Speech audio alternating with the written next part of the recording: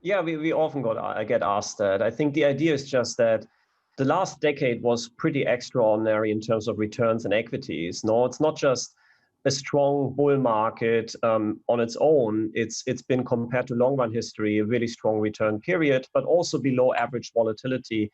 And fat and flat for us means that returns are going to be flatter, and they're going to be fatter in the sense that you have more volatility. And the key driver behind that assumption is that valuations have expanded so much further.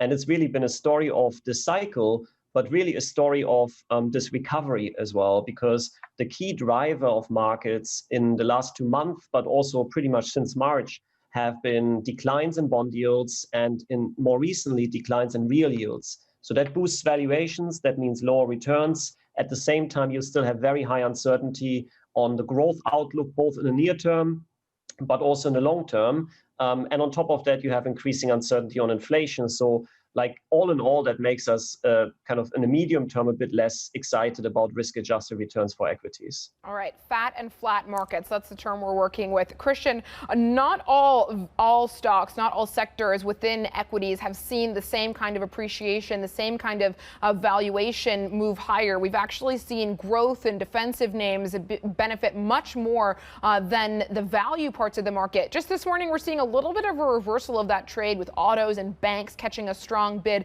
Are there opportunities within those value sectors to still make use of equity markets and actually get a decent return here?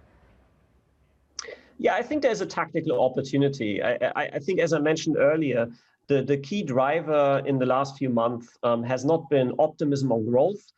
It's actually been optimism on inflation, where I think you had break-even inflation at incredibly depressed level, to some extent giving a pretty high probability of deflation in the near term, but even over a 10-year horizon, inflation expectations were low.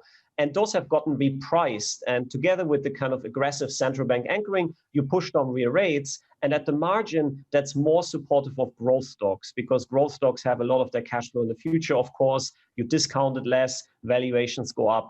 And anything that has a stable or kind of reliable growth cash flow has benefited. But at the same time, we are currently seeing signs that the growth recovery is underway.